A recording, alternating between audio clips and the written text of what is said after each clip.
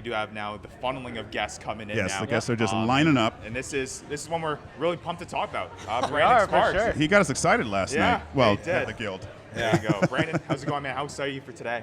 Yeah, pretty excited. We're T-minus 4 hours away from kickoff, I think, at this point. So, yeah, I was there until about 1:30 last night. Oh, gee.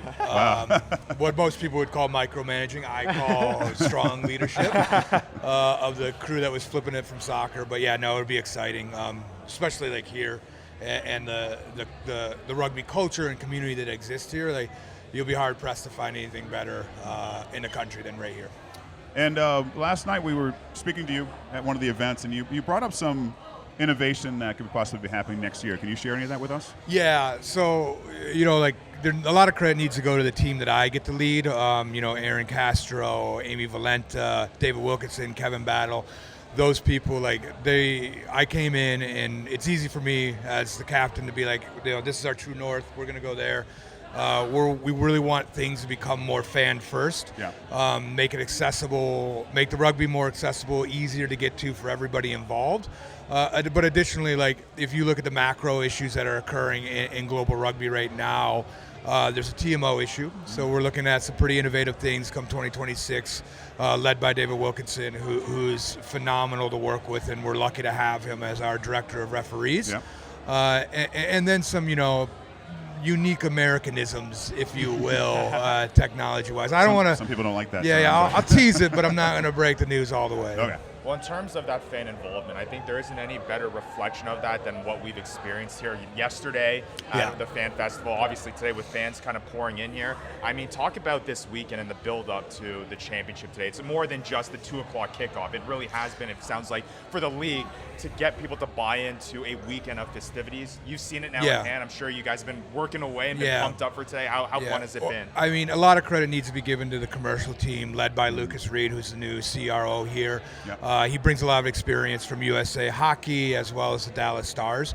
And when he came in here, the first thing he said was we've got to do more than just a game and a VIP event. So this is the start of what should be a multi-year effort to make this more of a weekend experience. Jericho Gorland did a great job.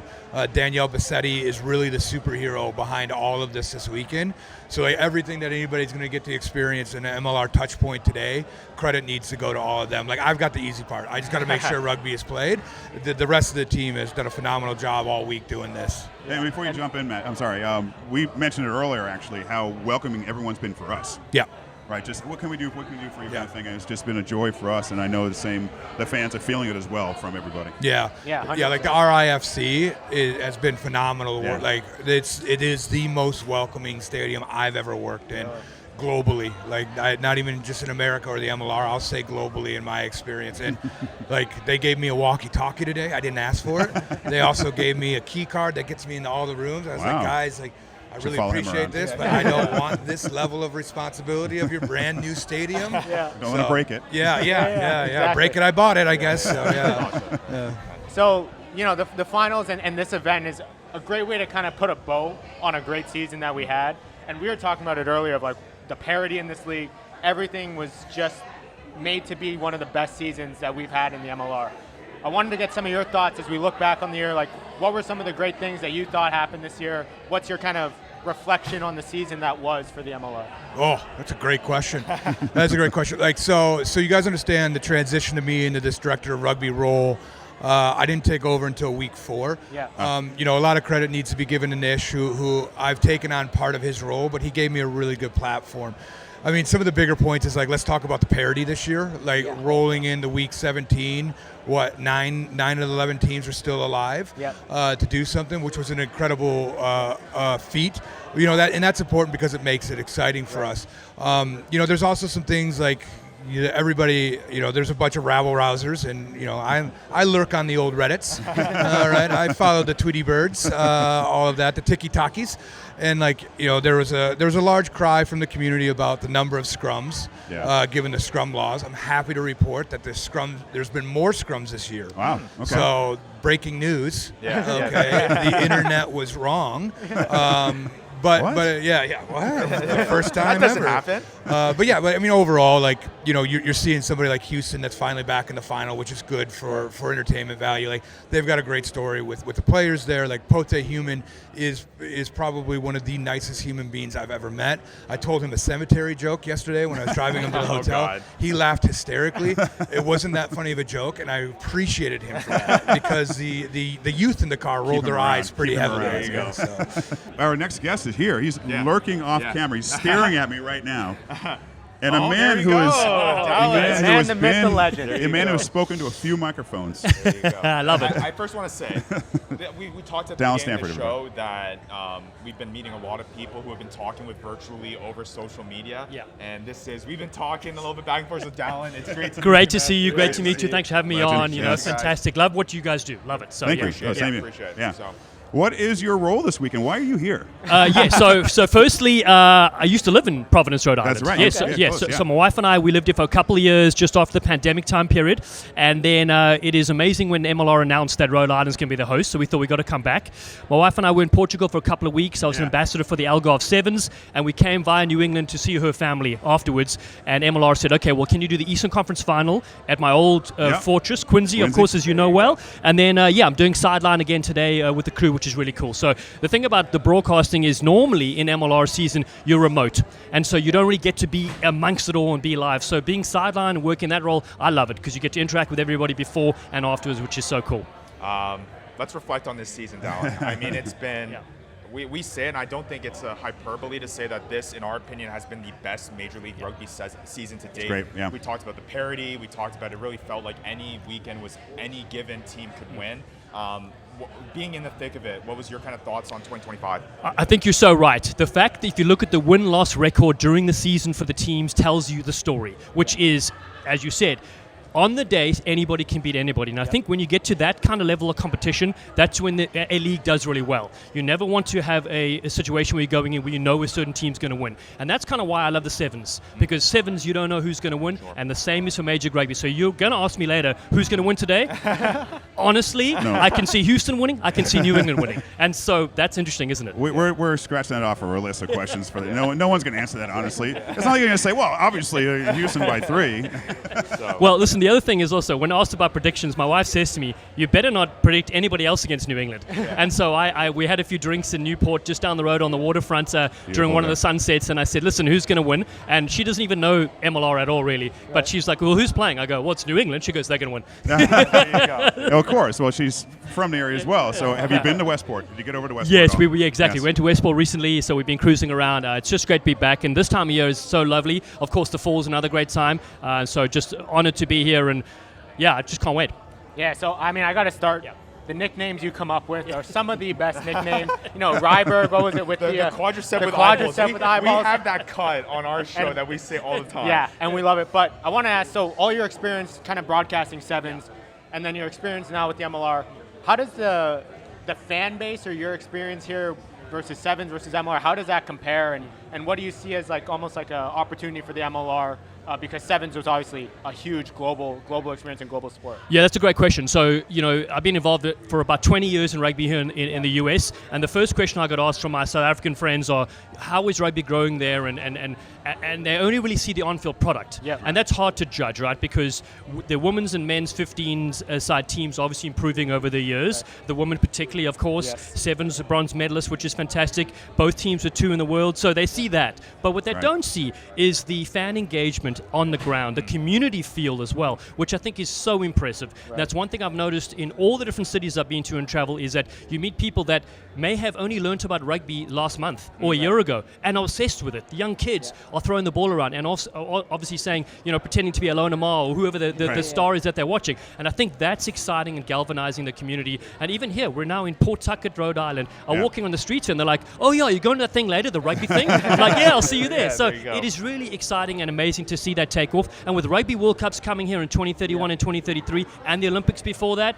honestly, I'm so excited for it all. And just quickly, go ahead. A short question for you. Obviously, you're in the thick of it, watching it, calling it. You ever call a game or on the sideline, you're like, you know what? I miss playing. Why am I not out there? Wait, has that ever come to your mind? So I tell you what, whenever you get to a new stadium and you walk around, you're like, wow, imagine playing here. Absolutely. Yeah. So I got a chance to do the last 2 Rugby World Cups, and one of my highlights was Ireland against South Africa at Stade de France, packed stadium. And walking around there going, what an honor it is for these players to be, also what an honor for me just to be talking about the game sideline. Right. But you're right, often you get that feeling when you're at a new stadium and it's a vibe, and it's no different. Today at Centreville Bank Stadium, spoke to Joe Johnston, and he said, this is an absolute cauldron.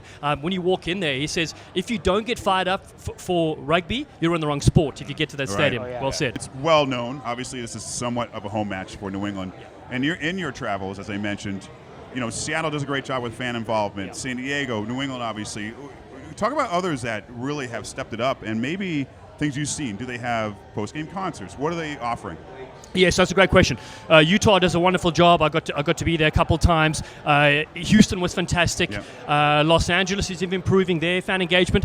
I think New England is my favorite only because it's good to come home, if you will. Is, yes. And speaking to the supporter groups as well before. I think what the main things are, people take it upon themselves and they come up with their own name. They come up with their own chants and songs. Free Jackson on Fire was one of the great ones last week. Yeah. I'm walking down the street and I'm like, oh, that's a classic. So they really take the identity to themselves and don't copy anybody else. Right. But authentically themselves. I think that's really good. And again, I would say all 11 franchises are doing a wonderful job in their own right to grow the game. And I think that's the key, where more and more people come and can touch the sport and see the game, because that's the biggest thing. Before MLR, there wasn't many places one could go and watch a live, proper rugby game. Yes. And when I mean proper, well-organized, professional stuff like that. So I want to say hats off to all the teams in MLR. Is the Vitas I'm really bad with this. I apologize. You're doing Vitas great, Carosella. Contributing writer with Forbes. The man knows a lot about different sports. He's also covering rugby here in America and just the growth of it. And Vitas, thank you so much for being here and joining us. And how is this event for you? You enjoying it? Yeah, really enjoying the event so far. I thought it was a decent crowd yesterday. Yeah. Good to see a lot of locals out and just a lot of rugby fans. You've obviously been following the growth of rugby in America for quite some time, right? So to see an event like this where how many fans are coming out to this, the improvement of some of the festivities and the involvement in those festivities, in your opinion, in terms of the build-up to this championship, like how much does this reflect how much rugby has grown in America since it began, 4 or 5 years ago? I think we're just seeing year on year that there's more and more people interested in rugby, more casual fans coming out, and I think that just shows that the growth of the game is trending in a positive direction, and hopefully it continues that way. It's good to see people of all ages and different demographics coming out. So hopefully that'll continue. Yeah. And from your perspective, do you have thoughts on what U.S. needs to do next in terms of how can we keep going from here? Because I think one thing that we have to do as to grow the game is continue to innovate. Yeah. Do you have any thoughts on what they need to do to innovate and continue to keep growing? I think that's the $1 million question, right? That's what everybody's asking.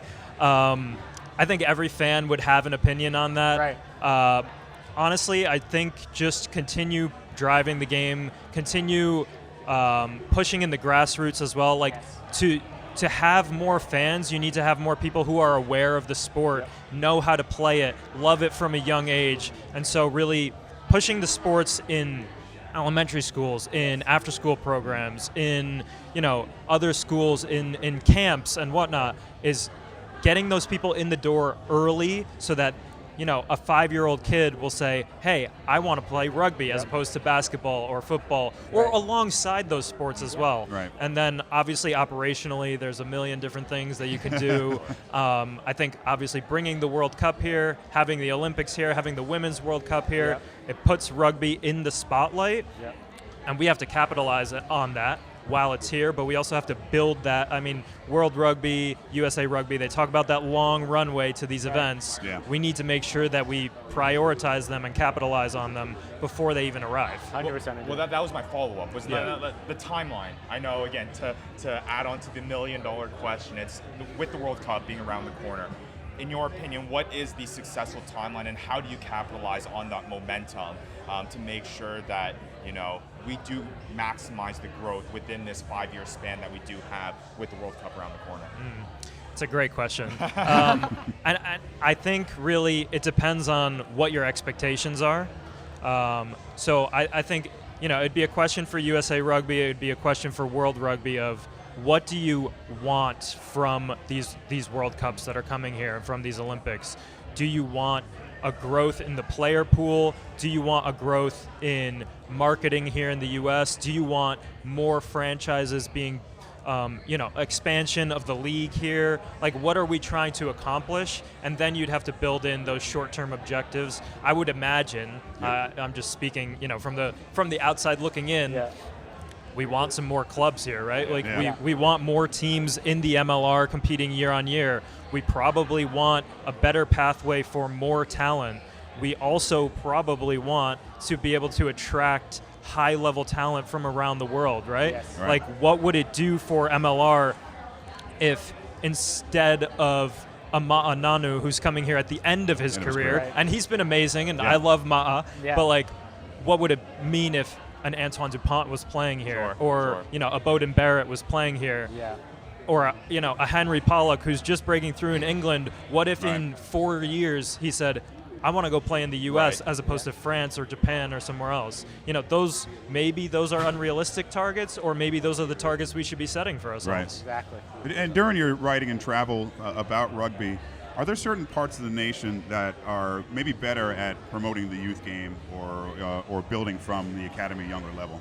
Is there a part of the country, West Coast, New England, or is it just so scattered? I think it is. It's a little scattered. Yeah. And I think it's hard to generalize by a region per se. There are places within those regions that do a really good job. Yep. The West Coast gets a lot of praise because it has a lot of the Polynesian immigrant mentality there. I just think there are places throughout the country, little pockets everywhere, that do a good job. We need to highlight those and learn from those, right? Like, there are places in the Midwest that are doing a great job. There are places in the Northeast that are doing a great job. The problem is they're very small pockets that, from my perspective at least, are not connected yet, right? Yes. And those, the things that they're doing well and are not being transferred to other places, perhaps. Right. And so we need to take that learning and that understanding from one pocket in the Northeast, let's say, or in New England, and make sure that can be used in the Deep South as well, or in the flyover states, or wherever across the country. I think we need to share the knowledge, basically. Yeah.